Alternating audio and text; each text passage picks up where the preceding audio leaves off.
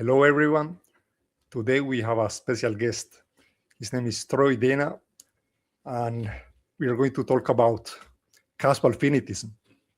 So, Troy, you have a YouTube channel. So, do you want to introduce yourself and talk about your channel a little bit?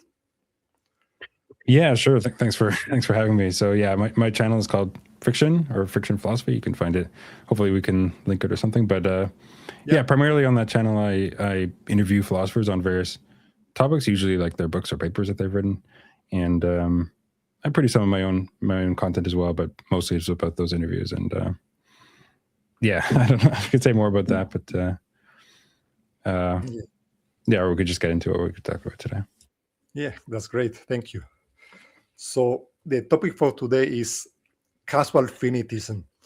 And the context of the discussion is usually between atheism and theism debates on the existence of God. And it happens mostly in the first cause argument.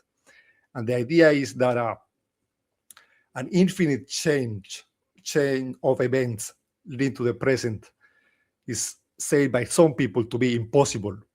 And there are some arguments against that. They attempt to show that this is not possible, that we cannot have an infinite regress of causal chains leading to the present, or we cannot have an infinite past, or something like that.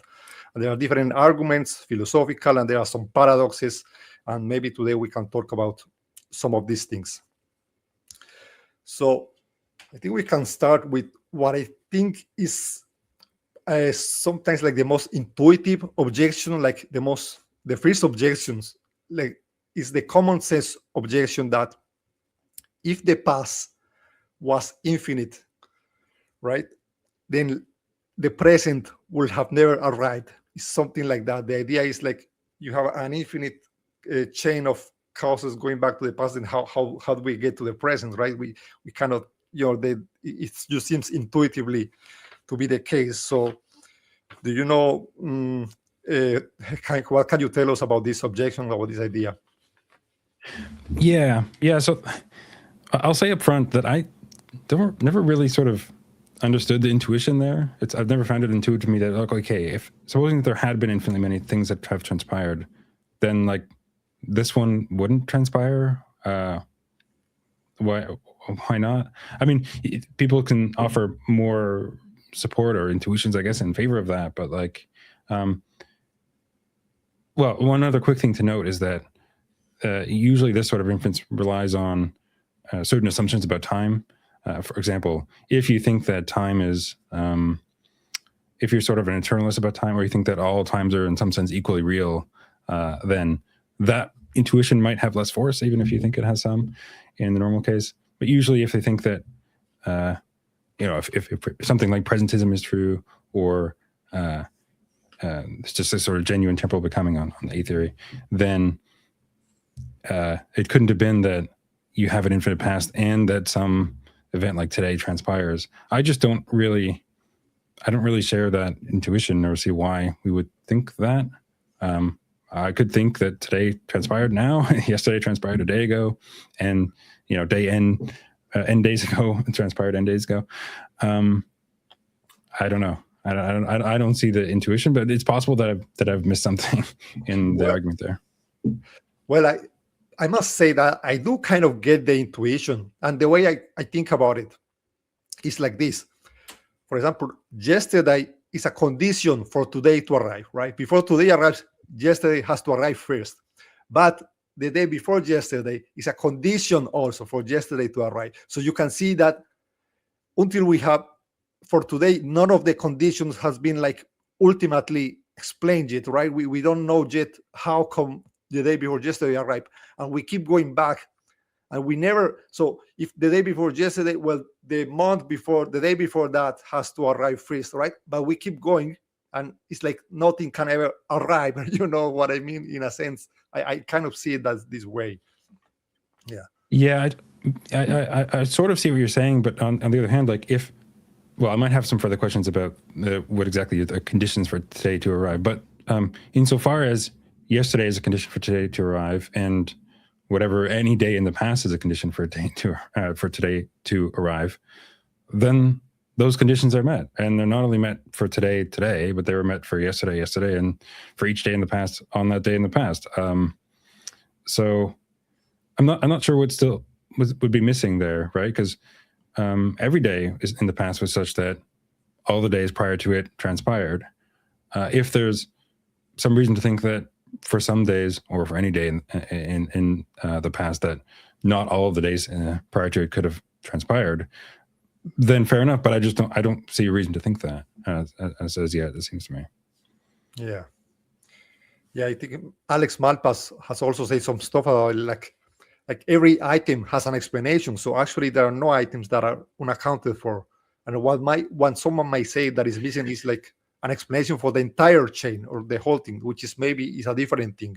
I don't know, or is the same part of this thing, right? Yeah, so that's a good point. I see that as a somewhat different issue. So like, right now, this sort of line of reasoning, I'm concerned with. Well, is it coherent to suppose that today transpired after infinite past? But we might also ask, and it's related, but not, in my view, the same thing. Well, what explains why this day transpired, or why the whole chain transpired, or why it has the various features that it does? It seems to me that those questions may have answers, but what answers those are exactly doesn't seem to me that relevant to whether it's coherent to suppose that today is a day with an infinite history, so to speak.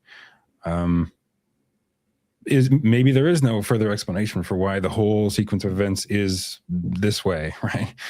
But so be it. Or why there is such a sequence in the first place. Or maybe there is, right? But it seems to me that whatever we say there isn't necessarily a commentary on whether it's coherent to suppose that there was a chain of that sort. Yeah, I agree. So I mean, another argument that is said in this context is, for example, that there is no explanation to why today is like the year 2025 instead of another year. And one analogy that I think is cool to illustrate this, for example, let's say you have a clock, right? That's all there is. That's that's all you have. And this clock has been spinning forever. It has infinite past. It has been going around circling the past.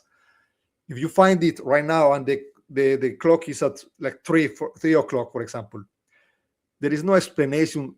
I mean, why is it at 3 o'clock instead of at 4 o'clock, instead of 5? There is no explanation for that, because if it has been going, the reason why it's at 3 o'clock is because you start from certain time, then 3 hours pass, and then it's 3 o'clock. But it has always been spinning. The clock will. It's like nothing explains why is it that here instead of here, something like that. Yeah, so I think we're going to say similar things here. So it depends on what's admissible as an explanation for why it's 3 o'clock now, right? Perhaps one admissible explanation is that it was 2 o'clock an hour ago, and it changes an hour and a half per hour, right? Is that an explanation that, for why it's 3 o'clock now? And you might say that for any particular time that is explained by where it was previously and how it was turning. But then you might ask, well, but what explains why the whole sequence is lined up this way rather than another way? Maybe it could have been an hour ahead of what it was the whole time, so to speak. Well, leaving aside how it makes sense to compare it being an hour ahead the whole time. Maybe, but then let's just ask, like, yes, we have a whole chain that has these attributes, and it could have had different ones. Why didn't it have the different ones? Maybe there's an explanation for that. Maybe there isn't. But it seems to me that either way, it's not a matter of the coherence of having a chain like that. Yeah. In order to get that, I guess you'd need to, you need some argument from, you need to suppose that there would have to be an explanation of a certain sort, and that there isn't one. And people have made that sort of argument, I think, but I don't think it's something that I would accept. But I don't know if you want to explore that further. Yeah, I think William Lane Craig also has some kind of argument against this. And the idea is that you can never arrive at infinite by counting, by adding, by successive addition of counting. For example, the idea is that if you start now, if you start counting, you will never get to infinite, right? That's the idea. No matter what happens, it is never going to be infinite. It's just not possible, right? So he kind of says that it is also not possible to do that backwards, right? Like a back counting is not possible to end at some particular point. And he also has an additional argument on this, but maybe you can comment on this idea first about, yeah.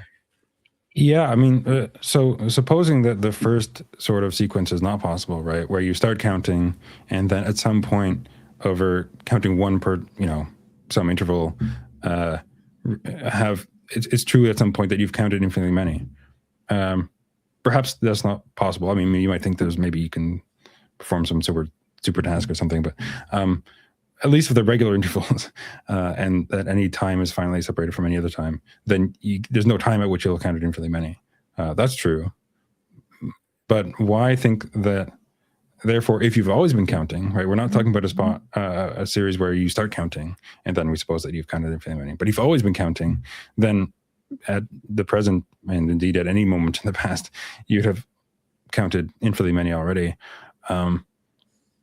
I don't see what the problem with that is. It's true that the sequence or adding numbers to the numbers that have been counted is a form of successive addition, right? Because you have the ones that have already been counted, and then you add one at a time the numbers that you have yet to count to that collection. But it's also true at every point in that counting process that you've counted infinitely many.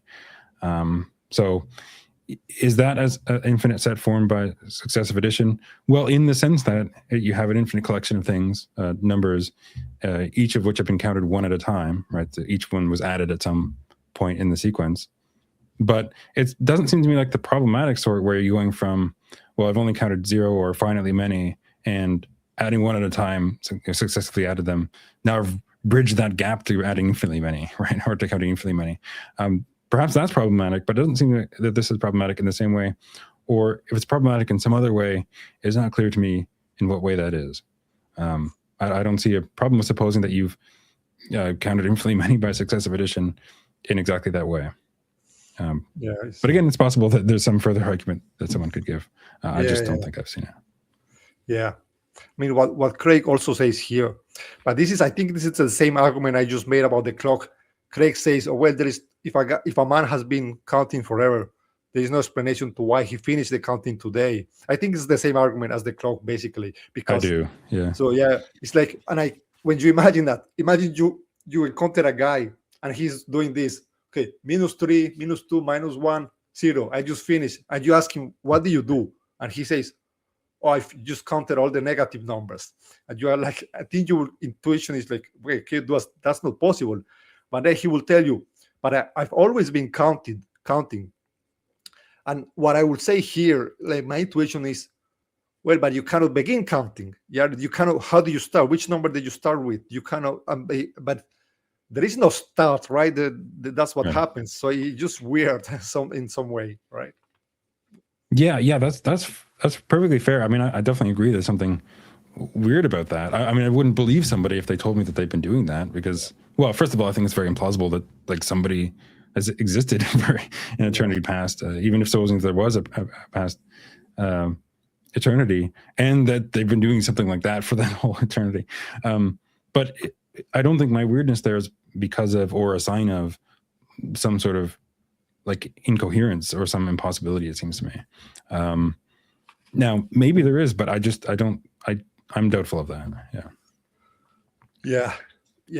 Like, for example, Graham Opie says that he doesn't think that it has been truly demonstrated that the infinite chain of events is impossible. Like the logical contradiction hasn't been truly shown. But at the same time, he thinks it's so intuitive that he will guess that the past is not infinite. He said this in an interview at, I think, NT Podcast. He has some interviews there. Yeah, so I mean, I may be inclined to agree with that intuition. I don't know what do you think about this? How do you feel about that? Yeah, well, there's a couple of things to separate there. I mean, one is his particular view about modality and stuff like that. But the other thing is, what do you think actually happened, right? Do you think there was an infinite past or not? I don't know. I mean, maybe I would lean towards not, but it's not a matter of, that's not a matter of like whether it's possible or coherent to suppose that there was, right? that's just the further question of, well, what was there actually? And there, I have less strong opinions. It seems to me kind of more or less an open question of like cosmology rather than, or something like that, rather than something we can determine sort of by reason alone, whether there could have been or whether there was or not. Yeah. So there are, in addition to those arguments, there are also some cool arguments that are based around paradoxes. And one of the most popular ones is the Grim Reaper paradox. So very, very quick for the audience. Let's say we have an infinite chain of Grim Reapers, and each one of them is going to unalive Fred, and it's going to happen in such a way, like after midnight. The first Reaper is going to unalive Fred at 1 a.m. If he's alive, if not the others has unalive him. The second Green Reaper is set up to unalive Fred at 12:30. So it's the half of the time in this interval. The third Green Reaper is set up to unalive Fred at 12:15. So you see, so the question is this: what is going to happen to Fred at 1 a.m.? Is he alive or is he dead? The problem is that one of the Reapers has to unalive him because they are set up to do it.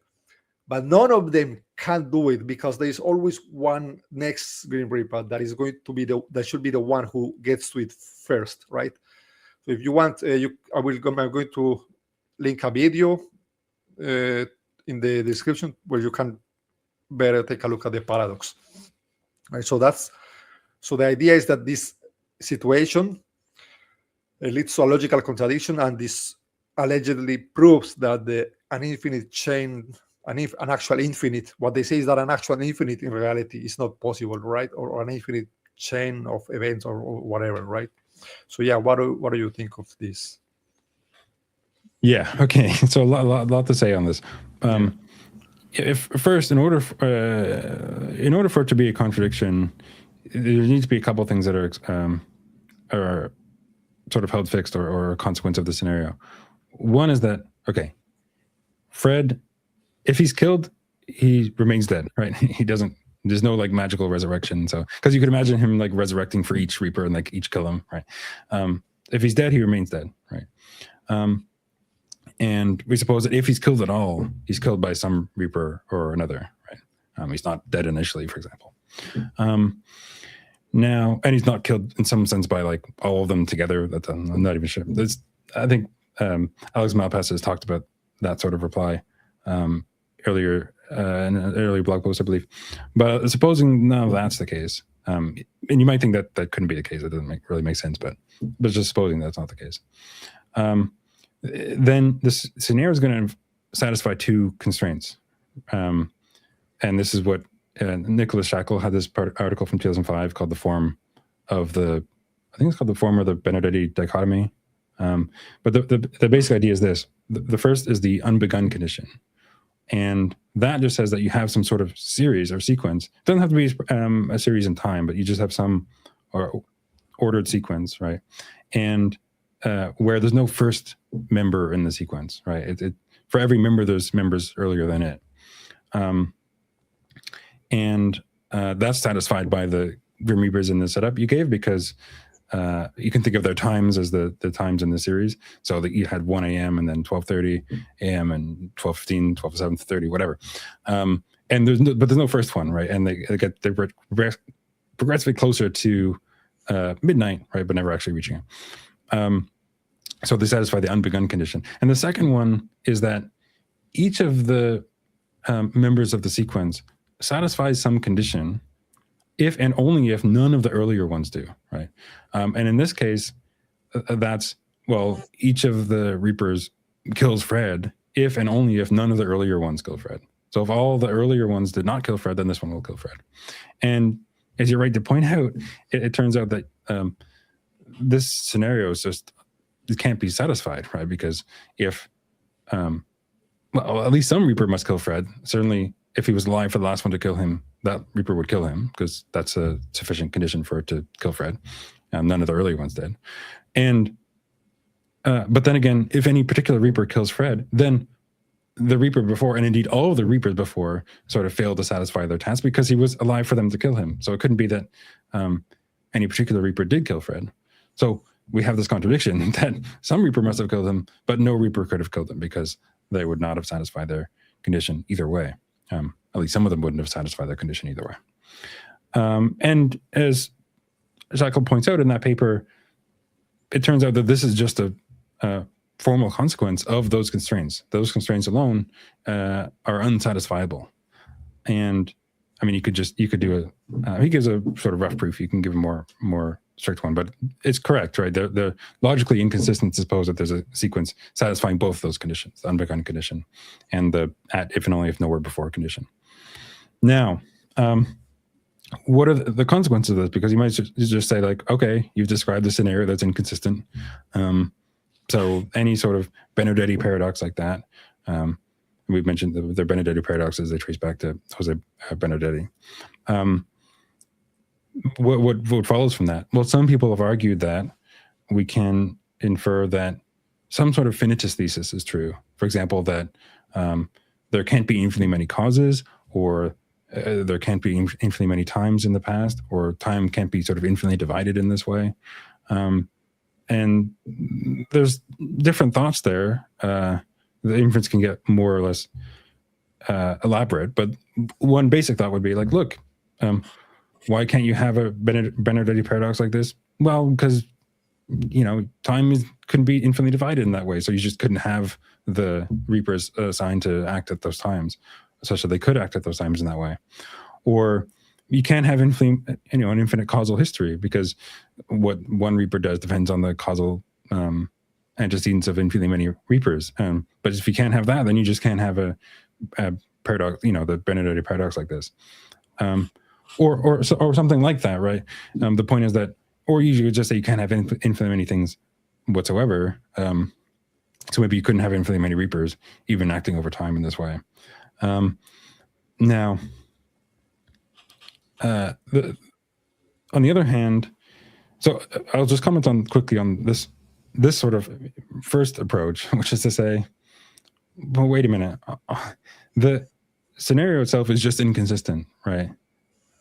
Why suppose that this particular aspect of that scenario is impossible when it's not that aspect alone which generated the contradiction? It was that aspect, perhaps in conjunction with other aspects that are mutually unsatisfiable. So this is sort of to get at what's sometimes called the unsatisfiable pair diagnosis. Really, you have a scenario which has, that satisfies that pair of conditions, the unbegun condition and the at if and only if nowhere before condition. And it doesn't follow from that any particular aspect of that scenario, or let alone one of those conditions, is itself impossible. All that follows is that there's no possible scenario satisfying both of them. Now, that's not to say that necessarily they are both possible individually, or that any such scenario has any particular element that's not something that includes both of those conditions is possible individually.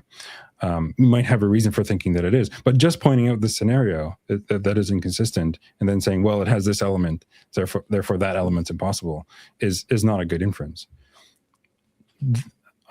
Now, as I said, you could have a further inference or argument for thinking that one or more of the elements of these sorts of scenarios are impossible, and that's where arguments like Robert Kunz's Grim Reaper argument comes in, where he employs more things like this patchwork principle and other stuff with that to infer that if it were possible to have an infinite path or an infinite sort of sequence of events like this, then it would be possible to have this Grim Reaper sequence where they'd each satisfy their condition. But since that's not possible, it's a paradox. Therefore, we can infer that the assumption was not possible in the first place. It's not possible to have infinite paths or an infinite sequence in this way. So I can talk more about that if you want, and I don't know. Let me know where you want to go from this. Yeah. I also like the unsatisfiable pair diagnose.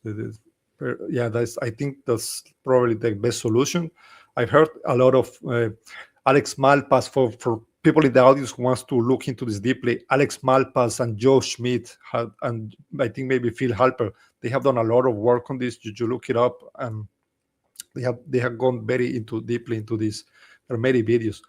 So what I initially was unclear to me is, okay, you are saying that the combination of these things is impossible, but here's the thing: if I have two things that are possible, one thing, so there are two possible problematic things. One thing is the infinite chain of regress, and the other one could be the infinitely divisible time, right? The fact that time can be always divided.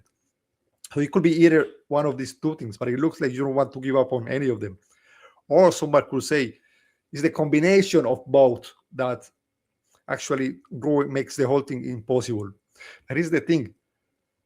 I think normally you can combine, and gets to the patchwork principle. Normally, if two things are possible, the combination should be possible unless one is like denying the other one, right?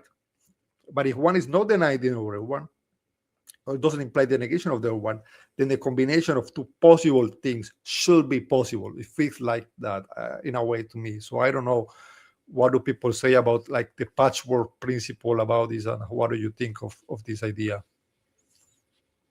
Okay, so I'll get to the patchwork principle in a second, but just on these conditions, in a sense, one does deny the negation of the other one, right? Because recall, if they're logically like mutually unsatisfiable. So if you had one, actually does follow that you don't have the other one, because then if it didn't follow, then they would be logically satisfiable together. It's not, I guess, because like, take another example where it's maybe more explicit that one denies the other one. Like I could finish first in a race, I can finish, second in a race, but I can't at the same time for the same race finish first and second, perhaps, right? Supposing, add further constraints about how races are scored or whatever. Okay, is the first a denial of the second one? Yeah. Well, I guess in some sense, finishing first is a denial. I was going to say that. Yeah. But in some cases, the denial is less obvious, or it is a matter of logical consequence that the second one is denied, but it's not like as obvious as that case. And I think that Benedetti's scenario is exactly one such case, because granting for a second, and this is correct, that they're not possible together. In fact, the conjunction of the unbegun condition and the at if only if nowhere before condition are logically unsatisfiable, then it must be that the first one entails negation of the second one, right? Because if it didn't, then it'd be logically consistent to suppose that you had the first one and the second one, but we grant for already that that's not the case. So there is an entailment there for a particular sequence, that if the first condition is satisfied, then the second one is not. It's just maybe not as obvious as in the race case or in other analogous cases. So I could move on to the patchwork principle, but do you want to comment on that first, or? No. I just want to say, Alex Malpass explained that to me a little bit. He said, well, it's not the combination of an infinite chain and an infinite amount of time what is being said to be, what is being posited to be impossible. It's not that. It's the idea that each member of the chain has a property only if and only if a previous member, and is that the chain is beginningless. Is that is the unsatisfiable pair. It's something there. Like it's the fact that the grippers have this property only if none of them that is the wrong, that is the illogical, impossible part according to him. Yeah, exactly. So these are the two conditions I've called the unbegun condition, right? That there's sort of no first member in the sequence, and the at if and only if nowhere before condition, that each of them satisfies a particular attribute if and only if none of the earlier ones do. Those two form the unsatisfiable pair. Anyone in this debate, will agree that it's inconsistent to suppose that one sequence satisfies both of those conditions. So that's correct. And so the point is that if we're supposing that something satisfies both those conditions, if you're supposing that something satisfies one of them, it's going to be a logical consequence that it doesn't satisfy the other. And what I was saying is that's maybe less obvious in this case, just looking at them, than in the race case, that, finishing first implies not finishing second, or so on. But it still is the case. So you do have this logical consequence that the other one is not satisfied, even if the first one is. But it's just, I guess, for now, I guess we need to be clear on what exactly I was saying when I'm talking about the elements. Yeah, it is those, as you say, those two conditions that form the unsatisfiable pair. And even though it's not maybe immediately obvious that one of them negates the other, it is still the case that that's so. And then the patchwork principle, So patchwork principles come in different forms, but the basic idea is, look, there are certain things that are possible, and there's other things that are possible, and you can infer other possibilities by sort of like combining them in certain ways.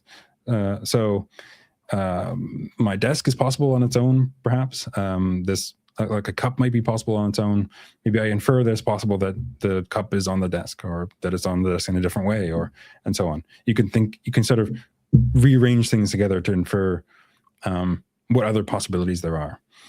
So it can be put more formally, and as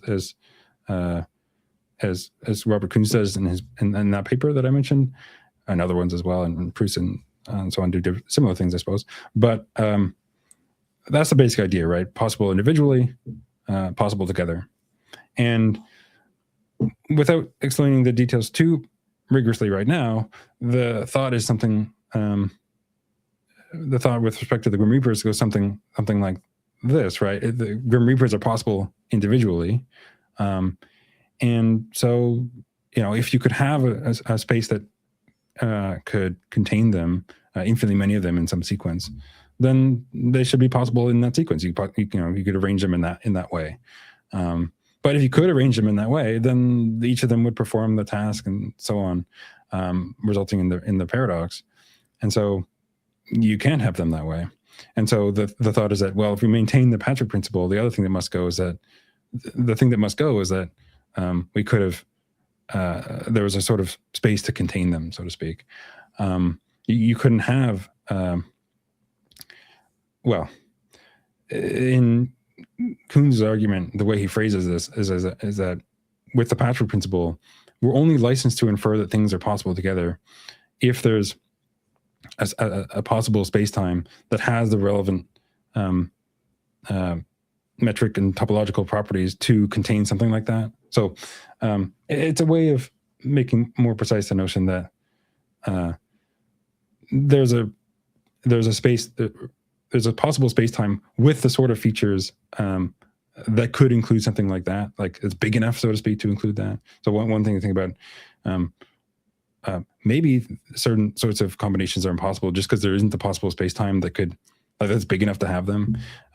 But the constraint here is more than just it being big enough. It has to have the right sort of spatial properties more generally than just being large enough, and temporal properties more generally than just being large enough, so to speak.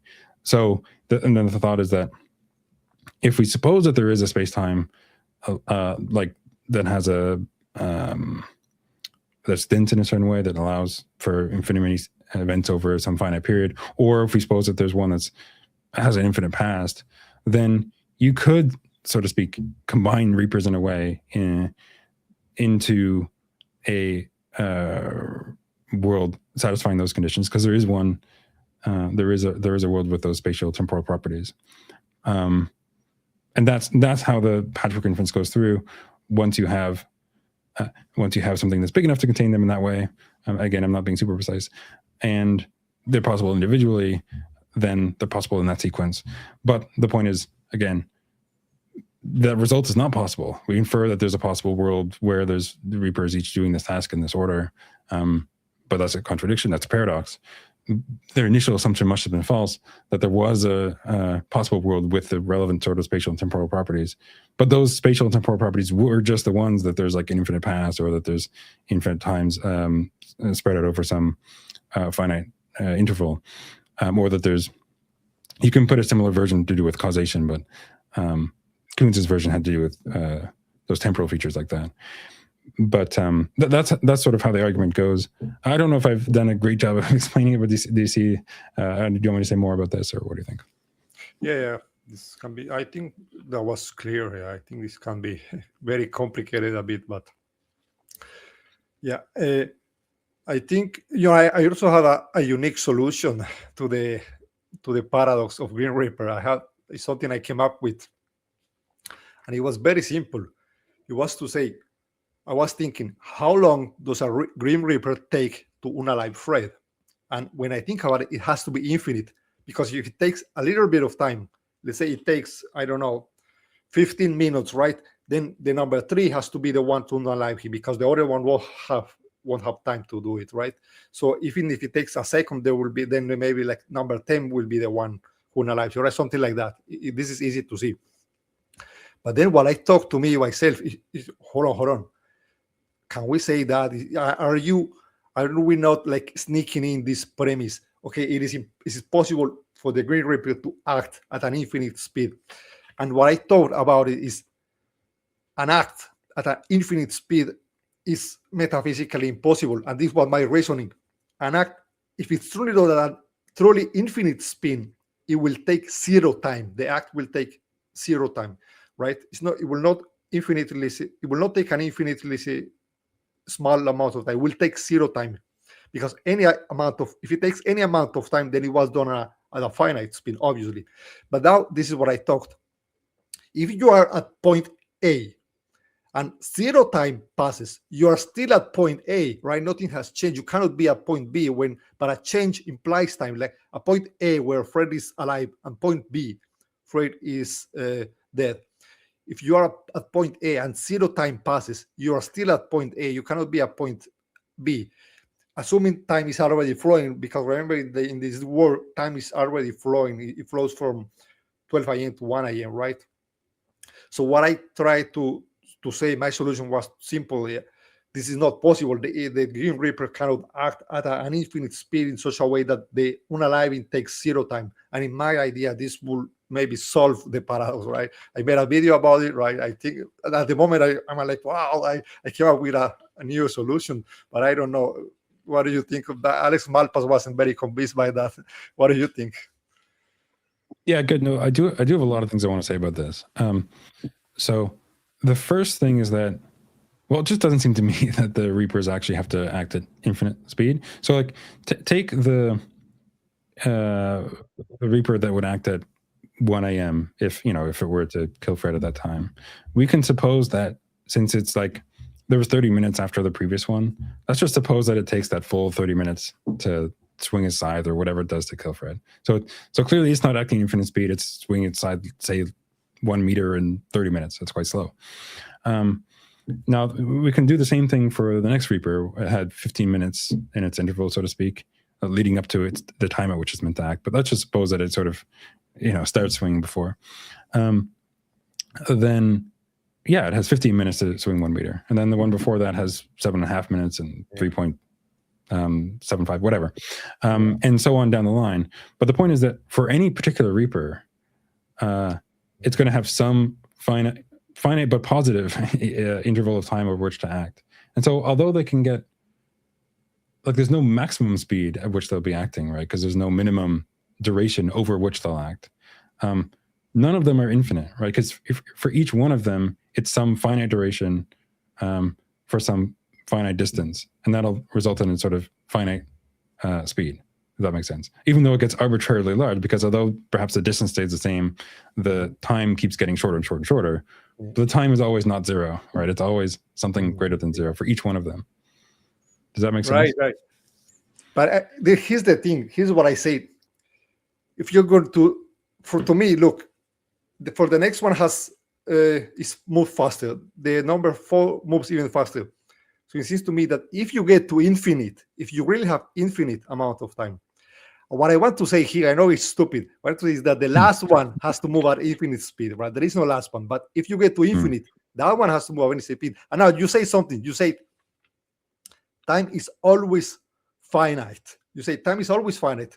But I could also say, if I say that, oh, then the number of reapers is always finite. You know what I mean? If you say time is always finite, you're also saying, oh, the number of reapers is always finite. So it's like you're denying that the chain is infinite. You know what I mean? Somehow. Well, it's sort of, but I am saying that there's infinitely many reapers. I'm just saying for each of those infinitely many reapers, its time is to act as finite.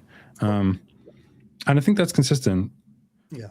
So, yeah. Now, someone could have constructed this scenario, right? It could have just stipulated that if a reaper acts, it acts instantaneously.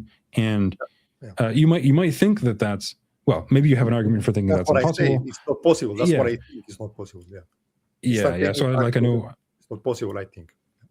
Yeah, and there's arguments for that. I don't know if you, like Michael Huemer has his argument against infinite intensive magnitudes, and I think that would qualify. Infinite speeds would qualify.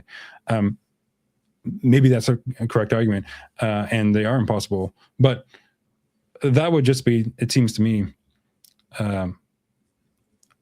Okay, so two quick things. One, I don't think that sort of feature is required by the original scenario. But even if it were added in, to me that would just be like, okay, you've added in another impossible element. Okay, right. It'd be like if I said, oh, and also the reapers have like, they're completely blue but also colorless. Okay, I've added in another impossible element, but like, A, I didn't have to add that in, and B, like the scenario was impossible anyway because it satisfied these unsatisfiable conditions. So, yeah. The other thing I wanted to note quickly on this is that the Reaper scenario could be constructed in a different way, where it's not like the times get closer and closer. We can actually suppose that the times stay over the same interval, right? Suppose that one acts per day, because this sort of argument has been used. In fact, Koons himself has suggested this to argue against not just like time being dense in this way that you can have them squeezed into arbitrarily small intervals of time, but that you can't have an infinite past either, because if you could have an infinite past, you could imagine them spread out over that infinite past, right? Each one acting once per day or some regular interval of time. But then if one, the last one in the sequence, so to speak, acts today, if none of the early ones do, and so on back through the infinite past, but then none of them, if they have to act at some infinite time. So clearly that's not the issue in that paradox, even if it is an issue in some, some of the other versions, if that makes sense. Yeah. We can look at this paradox. Yeah, we can talk about that. I like that paradox because I think it illustrates another way. But so let me just describe the paradox. There is something called the paper passive paradox. Here is the thing. Let's say we have an infinite chain of events.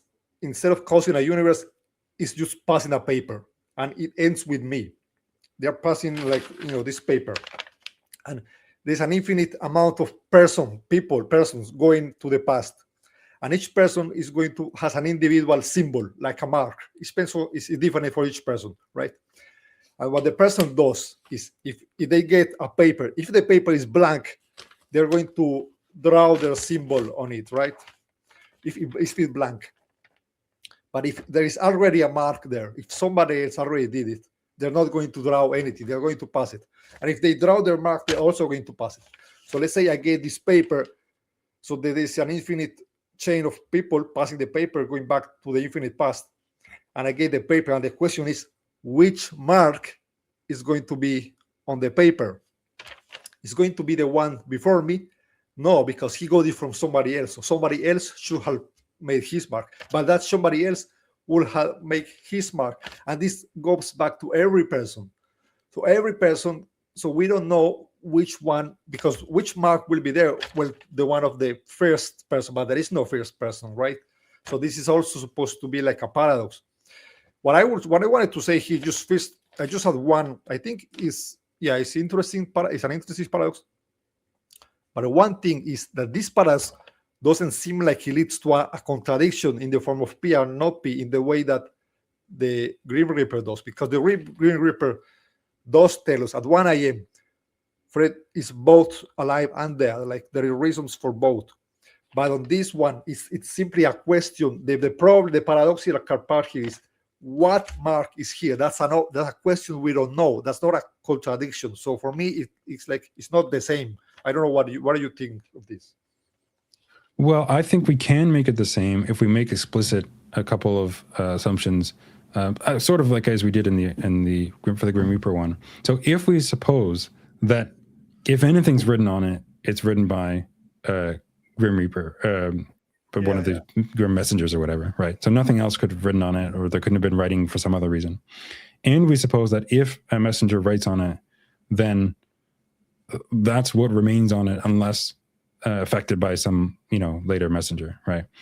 If you have those conditions, right, then you are just going to have the unsatisfiable pair in exactly the same way, because you can get that. Okay, there's a summary gun condition sort of trivially because there's no first messenger in the series, and you have the if and only if nowhere before condition because you have that a messenger writes the number on it if and only if none of the earlier ones do, right?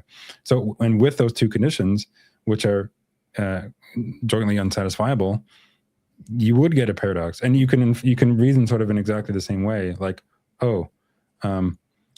something must have been written on it, right? Or something must have killed Fred, because if nothing had been written on it by the last one, then it would have written his number or symbol, and exactly you can go through the exact same reasoning. But I guess in order to be able to do that, we have to make explicit maybe a couple of assumptions, like I did, right? That nothing else gets written on it for some other reason, and that once something gets written on it, it's not removed except by some other messenger. But that's sort of like the scenarios, the constraints that I made explicit in the Grim Reaper one, because we suppose that nothing else kills Fred, and once he's killed, he's not, doesn't come back to life, that sort of thing. But once you have those constraints, it just does satisfy the unsatisfiable pair, and really is a paradox. It really is logically inconsistent. It's not just a question of, well, we don't know, that sort of thing. Oh yeah, you're right. No, you're right, because you can ask, is the paper blank? And it's the same, because the answer is it cannot be yes, because the last person should have written the mark, but the person can't.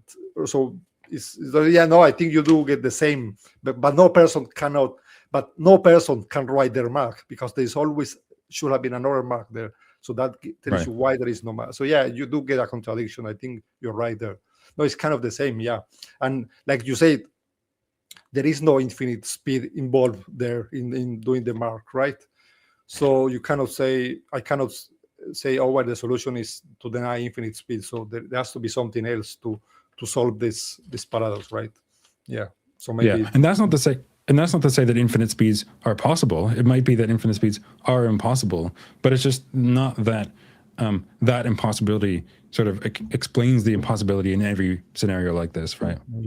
Because you could have a scenario like this that doesn't have that feature. And I think all of them don't need it either, but that's a sort of further thing. Yeah. I also had another idea. I tried to come up with another counter paradox, like a parallel of the paradox, to show that I can lead to a contradiction in a different way.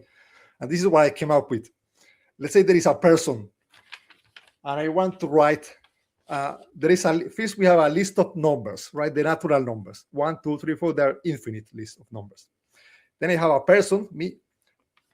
I want to write in a paper, I'm going to write one number. And I want to write it in such a way. I'm going to start writing at 12 at midnight. At 1 a.m., I'm going to write the number 1 if I haven't written a number. At 1:30 midnight, I'm going to write the number 2. At a quarter past midnight, I'm going to write the number 3 if I haven't written anything, right? So the question is, at which number is in the paper? And look, because it seems like you have the same problem. There is no way, there is no number that can be written, but this doesn't prove that. Remember, the problem here was an infinite chain of reapers, but now it's just an infinite, the infinite list of numbers, which everybody agrees is possible, right? Now, does this paradox prove that the numbers cannot be infinite? I think I would say, of course not, right?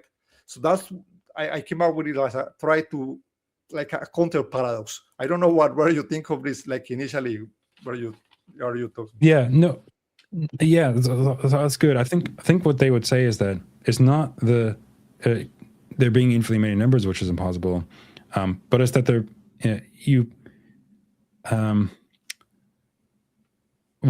depending on whether there's a causal or temporal version, you can't have what you do at some later time depending on this infinitely many things, or you can't act over sort of arbitrarily small intervals of time such that you could do infinitely many things in some finite interval.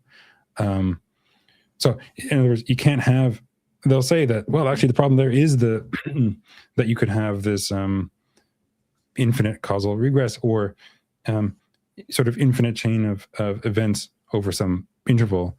They'll say that's impossible there, just as it was in the original Grim Reaper one or the other ones. Because think about the original Grim Reaper scenario. And I could have just said, instead of it being infinitely many different Reapers, well, it was just one Reaper given all those times, right? Then it's really the same paradox as the one that you just gave. But it seems that we could, all the support for the original one seems to apply to that one as well. I could patch together, instead of different Reapers, different stages of a Reaper or something, so it makes one Reaper acting this way. And you get the same thing. You're still going to have that the Reaper acts at some time, if and only if it doesn't act before it. In this case, we have this. The series is not of different Reapers, but it's of sort of stages of the same Reaper. But the problem is still the same. You're still going to get the same paradox. It seems like a lot of the support for thinking, that it would be possible if finish is more false applies to both of them, and so on. So I think they're still going to say, although I don't accept the conclusion in either case, that the problem in this case, just as in the original cases, is having the infinite chain in the first place, whether that be something temporal or causal. It's the falsehood of finitism that licenses, that makes for the problem there. Yeah. When I was thinking about it, I was thinking, okay, what could they say about it? And what I came up with is, maybe they could say that there is an infinite there. I have infinite desires. I have a desire to write the number 1 at when I have a desire to write, or a thought. I have infinite thoughts. I have a thought about, the thought, the desire, the intention must be in my brain as an element. And so one will have infinite amount of thoughts or intention or desires, and that would be the infinite. It wouldn't be the numbers, it will be those desires that make up the infinite chain. But then I was thinking, okay, maybe they are right about this. So one thing, why could maybe quibble a little bit? Is it really infinite intentions, infinite desires, or is it one desire to write a number in such a way? I mean, one could quibble a little bit because it becomes less clear with mental stuff. Another thing one could say, and this could be interesting, okay, what if it's not me? What if it's God? What if God wants to write a number in this way? And they will have to say, okay, God cannot have infinite desires, infinite thoughts in his mind. But at that point, it becomes, they don't want to say that because it seems like they want to say that God actually can have been infinite in some magnitude, right? So I don't know. It's still kind of interesting. Yeah. Yeah, no, that's good. I mean, because they could go different ways on whether they think it's possible to have infinitely many desires. But I think it would be too strong to say that someone couldn't have the sort of desires or intentions, required to generate something like the scenario you described. I could. Why couldn't I just now desire to do this? Maybe I can't do it, right? But I could desire to write a number in the way, in the way described. I think I could desire that.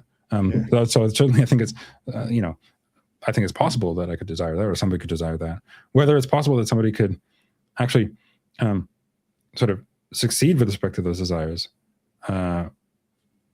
that's a further question. I mean, I don't think they could succeed in the sense that it actually would be inconsistent. But just having those desires, I don't think that would be the problem. Of course, someone could argue that that's a further possibility, maybe. Maybe that would be something that's an impossible element distinctive of these scenarios that maybe isn't of the other ones. Like the standard Grim Reaper scenario where you don't have infinitely many stages of the same Reaper, it's just different Reapers.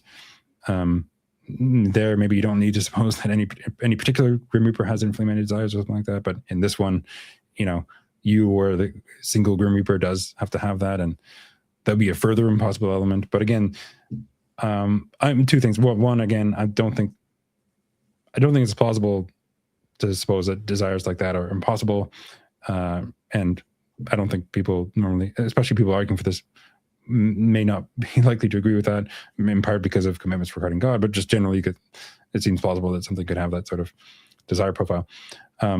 But even if it were impossible, then yeah, they'd probably just say that's a further impossible element to some of these cases that require it, but not all of the Benedetti scenarios require that. Yeah, that's cool. I think you also have your own counter analogy to the Green Reaper paradox. I think it's a very interesting analogy scenario, and I really wanted to show this to the audience. I think Josh Smith talked about it in a paper, right? No? I don't know. Yeah. So I've co-wrote this paper with Joe Schmidt. In fact, originally the idea for that, there's a video on my channel from 3 or 4 years ago now where I made on this, and I basically give that in less polished form and some other things in that video. But that was the sort of inspiration for that sort of parody. So I could just give. You want me to explain it? Do you want me to show do you want me to show the image, or do you want to explain it first and then I show this? I don't know. Yeah, no, this is good. We can have it like this. So in this, I'll explain what the purpose of the parody is after I sort of set it up. So instead of Grim Reapers, we're imagining these kind of special light bulbs, and a light bulb has a kind of unique power and disposition, and that is to be on, producing light if and only if no light bulb to its left is on.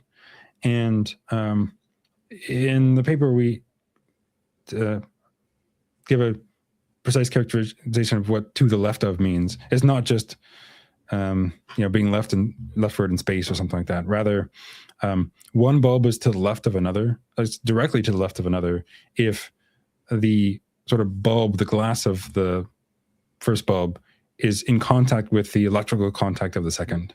Yeah. Right. So in that sense, in that picture, bulb 1 counts as being directly to the left of bulb 2 because the glass of bulb 1 is touching the electrical contact of bulb 2. Right.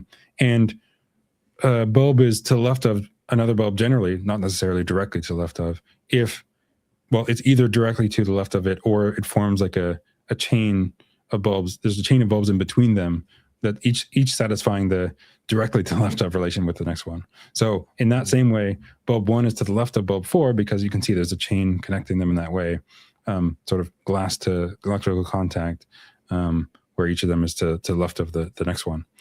So, and then recall that the condition is that a bulb is on if and only if none of the bulbs to its left are on. So if you had a sequence like those 4 bulbs, the leftmost bulb is bulb 1, and so it's on, and all the other ones are off because there's a bulb to its left which is on.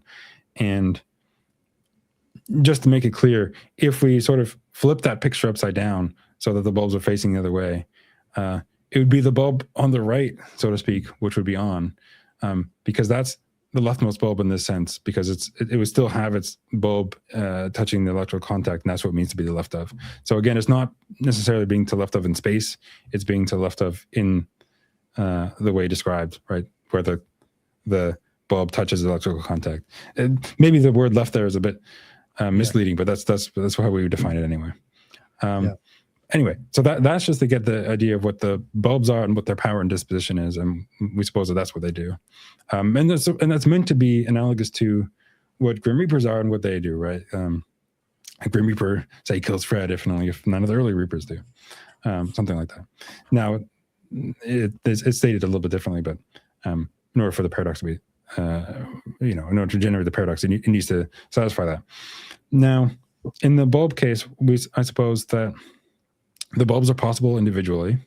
You could have a bulb like that on its own that has that power and disposition, in the same way that you could have a Grim Reaper on its own. And then I employ, there's a second assumption, which I didn't mention in the Grim Reaper argument, but it's actually critical there, and it may come up.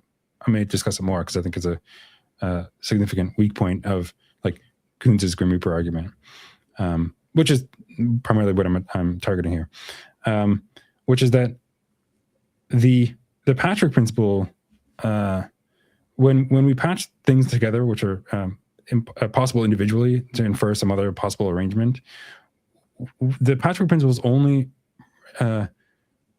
guarantees that the sort of intrinsic properties of things are preserved.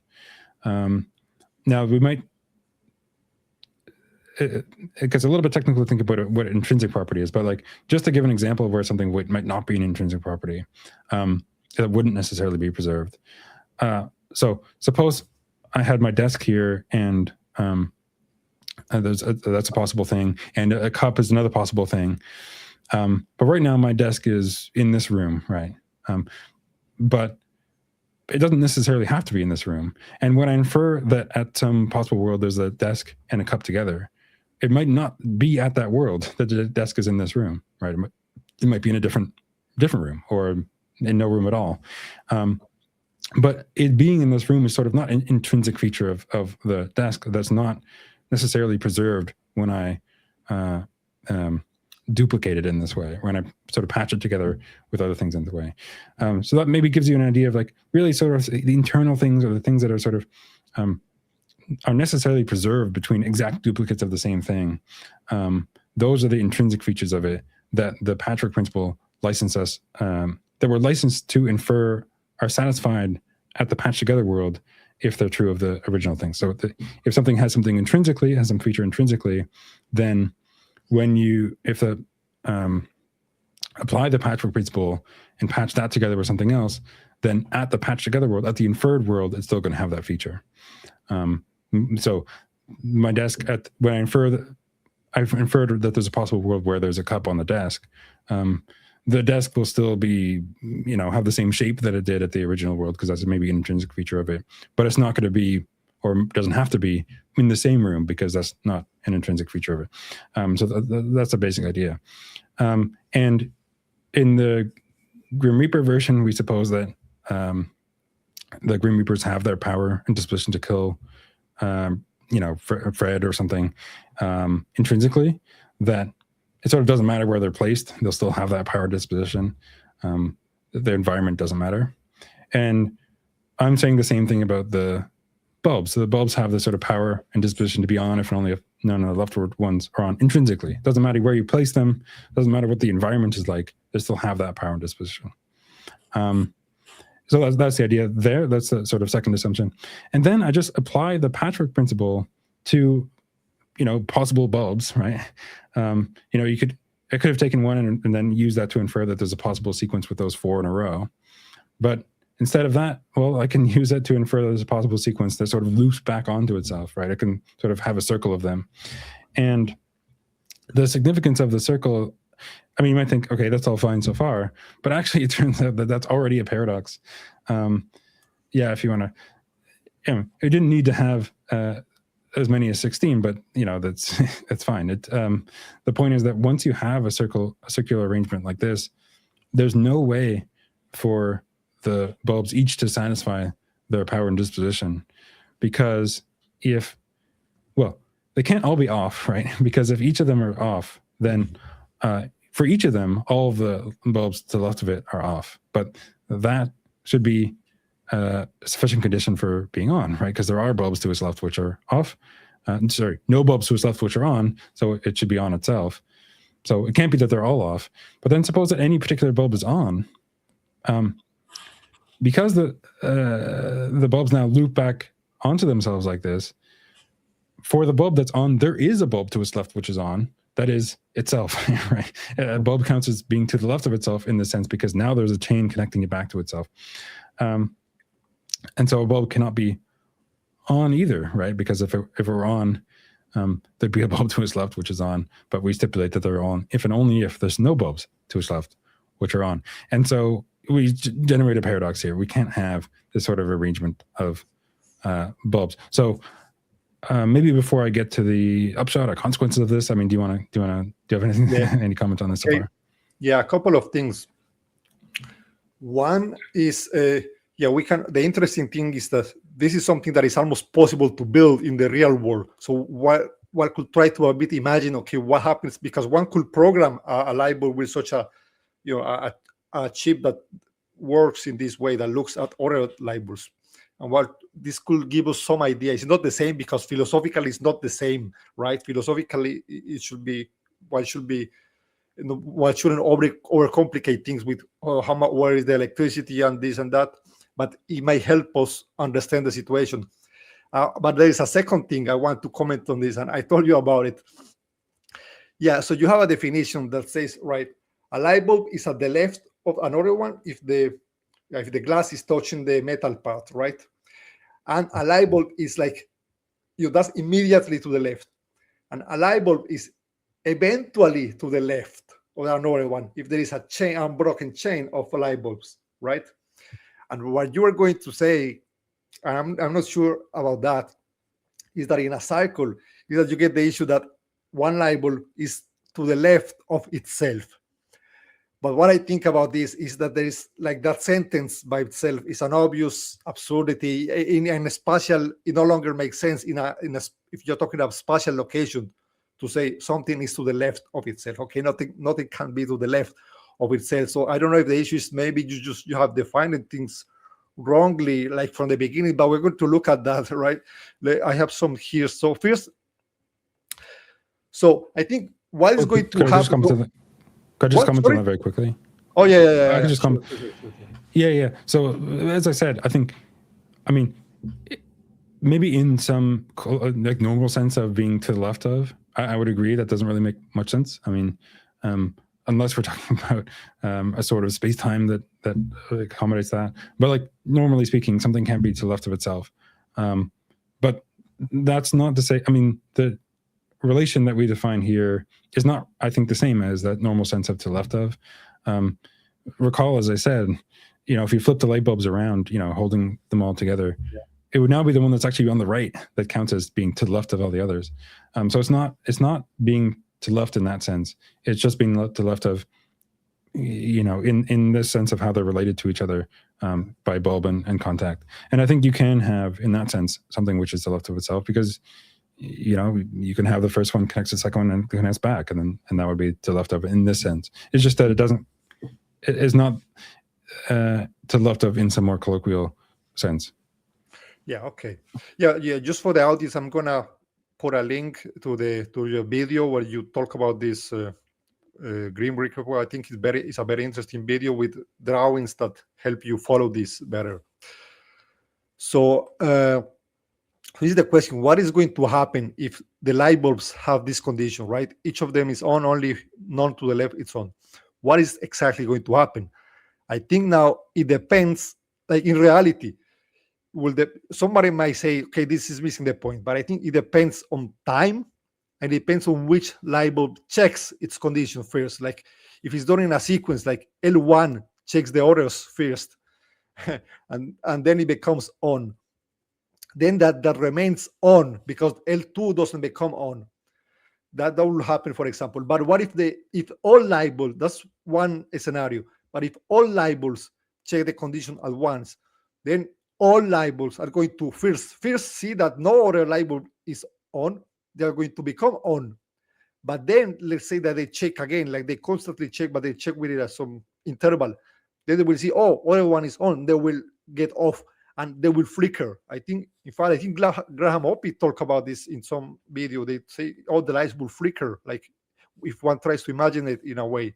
So someone could say that the description, the light is on, only if no light to the left is on, is like under-specified if it doesn't include a temporal statement on which Bible checks its condition first.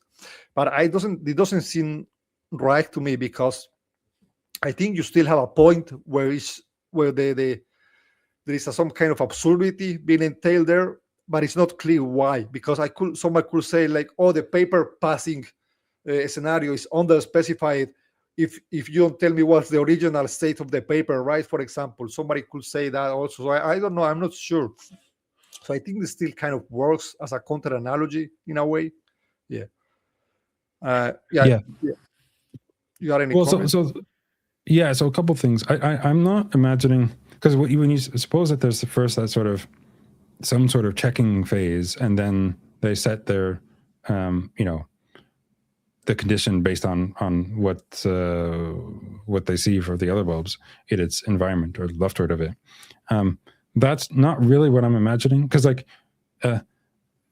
then what state are they in during that quote unquote checking phase? If they're all off, then they're already not satisfying their condition. So I suppose what I'm supposing is that at any time, including what some sort of checking phase, they satisfy that condition. But then it doesn't matter if you add in that there's some point where they're like checking the conditions of other bulbs, because what condition are they in at that time? Either they're satisfying the property or not. And my point is that they can't be, right? Adding in something else about, well, would they be flickering or something? I guess flickering is a way to not be satisfying the property, right? But the point is that they can't be satisfying that property, and the characterization of the bulbs as given, I don't think entails that they would be flickering. I think it just entails that this sort of construction is impossible. Like, you couldn't have them arranged in this way, and so perhaps that's because. Well, maybe we'll get to like, well, why would that be? Like, what's gone wrong here, so to speak, and maybe what the point of this parody is. But just dealing with this paradox on its own, I think it just is a paradox in sort of the same way. If we suppose that whenever they're in this arrangement, they just are on, if and only if none of the leftward ones are on, then you just can't have them arranged in a circle, because there's no way to satisfy that. It's not like you'd arrange them in a circle, they're starting all off, they'd each check and realize that all the other ones are off, and then each turn on, but then each turn off, and then each turn on again and flicker in that way. Maybe if you tried to build something like that, like that's, you might end up with something like that. Yeah. But strictly speaking, what you've built is something that doesn't precisely satisfy the bulb property as specified, because indeed, at every point when they're in that circle, none of them are satisfying the condition when they're all off and when they're all on. So, so while the bulbs are maybe unrealistic in that way, or not the sort of thing that we would be able to build, I suppose we couldn't build something like this that would satisfy those conditions in that way. Although I want to say something similar about reapers, but in a certain way. So what? I mean, the it's still a paradox in that sense. It seems to me. But I think it's still paradoxical. I wonder what they will say. It seems like like they're in a cycle and none of them is. They are on only if none of them is on. Like, there is no obvious contradiction there, like at first glance. But then when you think about it, what is going to happen? It's not clear, right? You get a paradox in the same way, kind of. To what the green reaper does. So maybe I can explain what the connection to the original green reaper argument is supposed to be. The way we frame it in the paper is that, look at the assumptions that we used in the original green reaper argument and in this bulb parody, and it looks like we have a lot of similar assumptions, right? So when we assume that green reapers are possible individually, that's kind of similar to me supposing that the bulbs are possible individually. At least it's not obvious to me that, like, the possible bulb assumption is less plausible than the possible Grim Reaper assumption. If we think that the Grim Reapers are possible individually, I think we should think that the bulbs are possible individually. And the second is the intrinsicality assumption. No, I actually think it's going to be that assumption is implausible in both cases, but we argue that it's not less plausible in the bulb case, because in the same way that the bulbs have the power to be on if and only if some external, some condition external to them is met, there's no leftward bulb that's on. The Reapers do the same thing, right? There's some external condition, whether it's the state of Fred or the activities of the previous Reapers that they're sensitive to, that can kill him if he's still alive and not been killed before, and do nothing otherwise. So in that sense, it seems like similarly intrinsic, although I think not intrinsic, but not less plausible that the bulb power is intrinsic to them. And then I just employed the same Patrick principle in both cases. And in the with just those assumptions, I was able to generate a paradox in the bulb case. In the Grim Reaper case, we also had to suppose that there's a possible space-time to contain these things, right? And in the Grim Reaper argument, he said, oh, but with that paradox, now we can reject that additional assumption, right? We can just infer that there can't be a possible space-time to house those things in that way. And so we get some sort of finitism. But my point is that, well, hang on, what's the corresponding move in the bulb case? Because we haven't taken on some further assumption that could be rejected to account for the paradox. Rather, it must be that one or more of the assumptions we've already taken on is wrong. But it seems to me that those assumptions are just the same as, or not less plausible as, the ones in the original Grim Reaper argument. So the idea is something like, that are required for the Grim Reaper argument to go through, that is. So the idea is something like, look, these three assumptions we needed to generate the bulb parity can't all be true, right? Whether that's possible bulb, intrinsicality of the bulb power disposition, and the patchwork principle, infinitary patchwork principle. At least one of those has to be wrong, because with just those we can generate a paradox. But each of those is sort of no less plausible than their corresponding premises in the original Grim Reaper argument, right? Possible Grim Reaper, intrinsicality of Reaper power and disposition, and the infinitary patchwork principle. And so the idea is that plausibly, if one of the bulb ones has to be, at least one of the bulb ones has to be wrong, we should think that at least one of the Grim Reaper ones is wrong as well, because they're sort of on a par, except in this bulb case, we don't have a further assumption that can be dismissed in favor of like finitism. It's just some of the assumptions that are required to generate the argument. That's the basic idea. Another way to think about it is that, look, you can have, the problem with the bulbs is that there's certain arrangements which are impossible, right? But none of the impossibilities of the arrangements had to do with what sort of constraints on like space times there were, right? We can just imagine a space much like our own. And maybe we want to say something similar in the Grim Reaper case. Certain arrangements of them are impossible, but that's not to say that there's certain space times are impossible. Rather, it might be just you couldn't have them arranged in that way. So, well, that particular response gets to another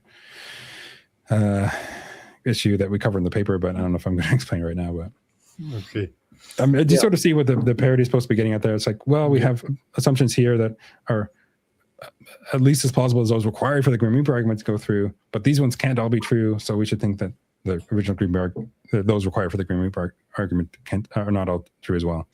So therefore, the Grim Reaper argument goes wrong somewhere. But though it's not specified exactly by the parity where it does go wrong, the thought is that it looks like it does, because we have principles or assumptions that are not all true. Yeah. So yeah, I have some thoughts about it. I think one response they could make is they could try to say that where the Lightbulb parody goes wrong is when you define being eventually to the left as in such a way that can possibly include itself as being to the left. And let me show you here. Like, yeah, so you say L1 is to the left, or so to the left in a circle, it means it has a different meaning than to the left. So first of all, the word to the left no longer applies. It will be like counterclockwise. Counterclockwise will be a better word. So for example, what's to the left of 1, I think is the red circle, right? You might say, okay, this is missing the point. I already defined to the left as having the metal touch the glass, right? So I will agree. I just simply want to make it clear that the word to the left is no longer, now it's more correct to say like counterclockwise, right? But now what does normally happen?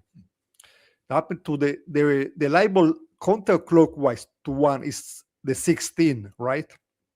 And for me, at least normally, it seems weird to say that 2 is eventually counterclockwise to 1. It seems kind of weird. It just seems to me like 2 is clockwise, right?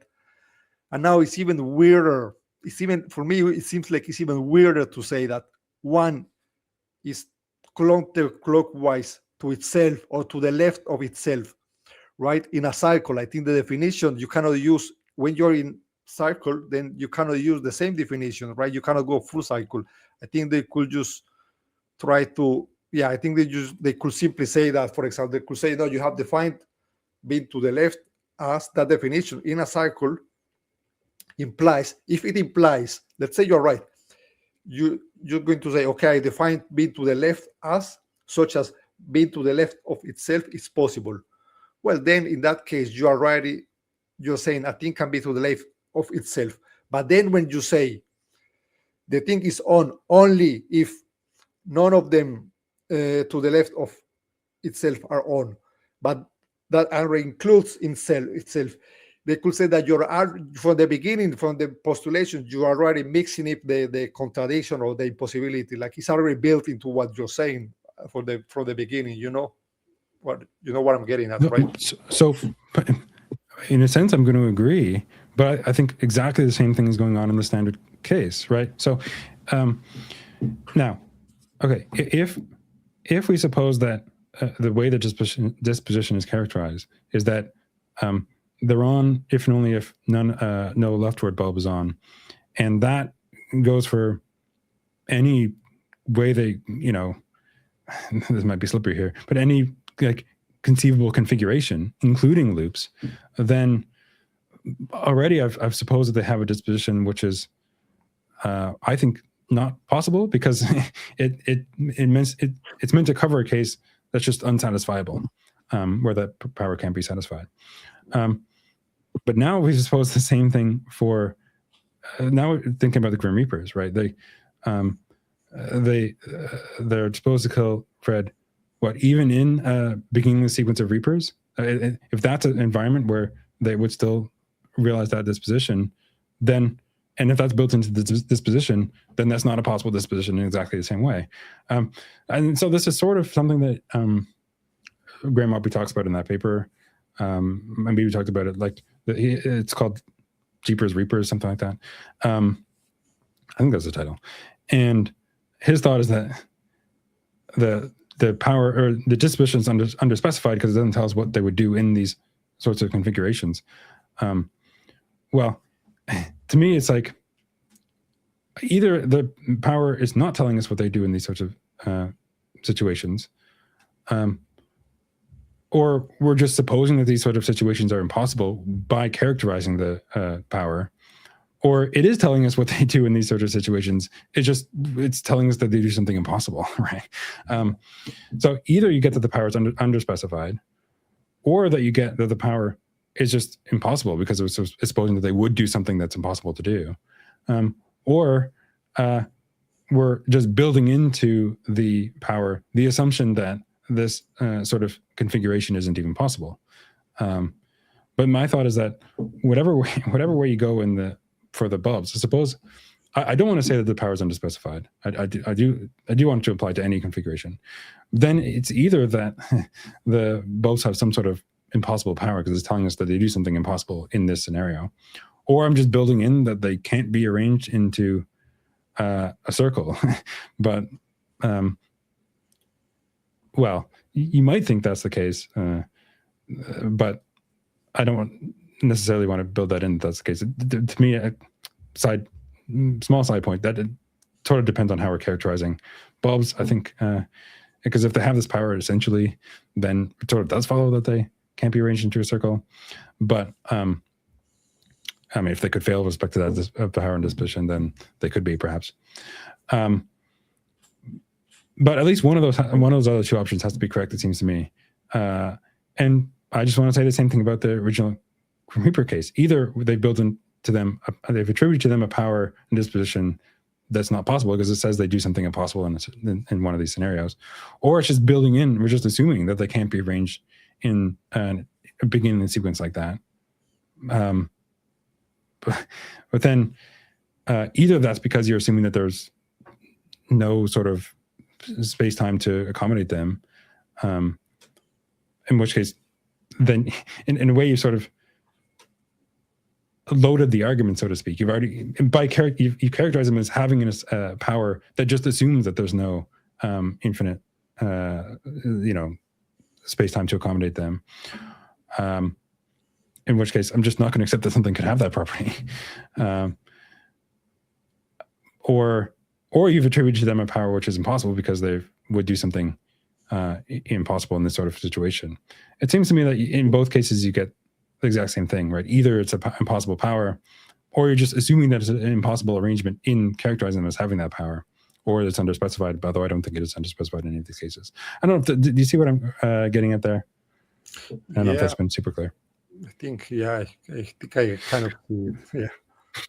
But the point is that if you want to say that, it's not a possible power because it would apply in a scenario where there's to the left of themselves, and that's enough to generate the paradox. And, we suppose that it's not a possible power if, it applies even in cases where they'd be able, there's something impossible would obtain. Then, it's not a possible power. And so they're not possible even individually.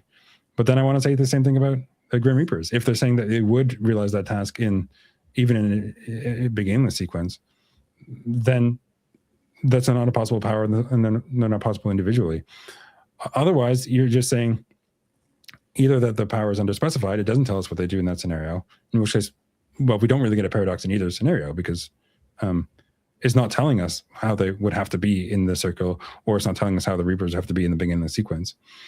Or that's not the case, but we're just assuming why when we say that they're possible or that they have this power, that there's no possible arrangement of that sort of a beginning sequence or in a circle. I want to say that's not right unless we characterize them in a way that rules that out. If we say that in the Reaper's case, that's not the case because they can't be arranged that way because there's no possible space-time to accommodate them in that way. That seems like the wrong way to go. In fact, I wouldn't say that in the case of the bulbs, right? We can't arrange them in a circle because there's no space-time to accommodate them in that way. No, that's clearly not the right result. So at best, you get that as a consequence of how they characterize that. They can't be arranged in that way unless you're just assuming that them having this property requires that there's no possible space-time of that sort, in which case I'm just not going to accept it either for the bulb or the Green River one. Sorry, it's a bit convoluted, but that's what I would say about that.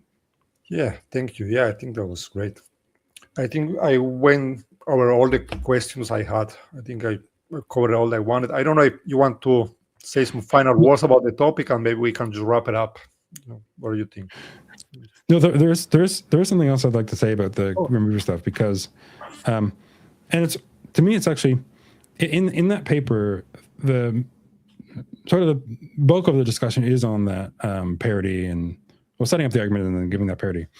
But notably, the parity doesn't tell us. Well, it seems to indicate that the original argument's unsound, but it doesn't tell us why. It doesn't tell us what's gone wrong. And I think there's a further in the following section in the paper, we discuss another problem. And to me, I think that the issue is even more clear than with some of these parities and stuff. Because the way the patchwork principle and possible Reaper and stuff is given, we should be able to patch together two Reapers. Forget infinitely many, right? Just imagine we have one possible Reaper and another one, and we sort of infer that they're possible in a sequence together. That should be totally acceptable to the proponent of the argument, right? Because you don't have to have infinitely many of anything or any controversial spacetimes or whatever. But importantly, these are token possible Reapers. So like the first one, suppose we patch together one Reaper that's not killing Fred, that's not doing anything. It's like just sitting there. And suppose we do the same, we find another Reaper that's also not doing anything and sitting there in its region. And then we patch together those Reapers together. We patch those Reapers together to infer that there's two Reapers in a sequence. Now, and maybe we suppose that at this world, at the inferred world, there's not any other Reapers. I mean, we can even patch stuff around them to make sure there's no Reapers in a sequence that with them. Then we ask, okay, what are the Reapers doing at this third world, so to speak, where there's two in a sequence, it seems to me already you can get a contradiction, because the patchwork principle licenses us to infer that these regions, the sort of subregions of the inferred world, right, one containing the first Reaper, one containing the second one, are exact duplicates of the original ones, right? So where you had the first one with a Reaper doing nothing, likewise in this patched together world, the first subregion should have a Reaper doing nothing, right? Because if it's exactly duplicating it, you can't have one Reaper sitting there doing nothing and the second one swinging aside, because that's not an exact duplicate of the region. And so on for the second subregion of the third world, right? Now, on the other hand, because of the way that Reapers are characterized, and we suppose that they have this power and disposition intrinsically to kill Fred, if and only if none of the earlier ones do. Leave aside for a second where exactly Fred is at the inferred world, because it's another problem. The first Reaper at the third world should have been killing Fred, right? It should have actually been swinging sides. It can't be doing nothing, because if it's the first one in this Reaper sequence at that world, it should be acting so as to kill Fred. So now it seems like we already have a contradiction. On one hand, because the regions exactly duplicate, it should be doing the same thing. It should be not swinging aside. But on the other hand, because they have this power and disposition intrinsically to kill Fred, if only if he's, no earlier Reaper does, the first one should be killing him. So the first Reaper should both be sitting still because it's an exact duplicate, and killing Fred because it has that power and disposition intrinsically. It can't be both. So what's the problem here, right? And note that we get this paradox even without all the other stuff about infinitely many of them, or there being infinite moments or whatever, anything like that. And the first thing to note is that in order to resolve this, it already looks to me like the proponent of the Green Reaper argument has to reject something required for their argument, right? Whether it's the intrinsicality assumption or the patchwork principle or something else, it's the argument alone generates the assumptions required for the argument strictly generate this paradox. I think what this sort of example shows is that the power to the Grim Reaper power and disposition is just not intrinsic, because straightforwardly we had take the first Reaper, right? An exact duplicate of, there's a region which exactly duplicates the region containing the first Reaper, where if the Reaper is satisfying its power and disposition, it would be killing, it would be swinging aside, it would be killing Fred. But because it's not, right, it doesn't have that power and disposition. So if an intrinsic power is one that's necessarily preserved by exact duplicates, then the power to kill Fred, if only if he's not already been killed, is not intrinsic, because it's not necessarily preserved by exact duplicates. Here we have an exact duplicate that's not killing Fred, so it doesn't have that power, right? So it seems to me that the power to kill Fred, if only he's not already killed, is a power extrinsic to the Reapers at their respective regions. There is one possible response to this, it seems to me, which is to say, but it's not a response that will save the argument, which is to say that actually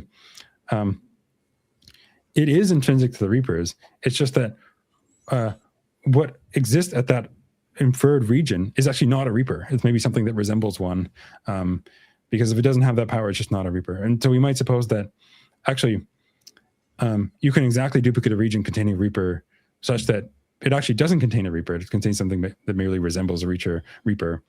And that might sound strange, but maybe if we suppose that these powers, like a Reaper has that sort of power and disposition essentially, then what exists at the duplicated region, because it's not realizing it, and so it doesn't have that power, it's not a Reaper, because it, in order to be a Reaper, it'd have to have that power.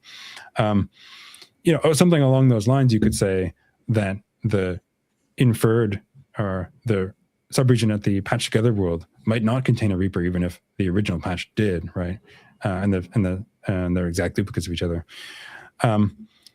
Now, so it seems like you have one of two options: either to say you can exactly duplicate a region with a Reaper such that the new Reaper region does not contain a Reaper, or the Reaper power is not intrinsic, right? Because for the reason I already gave.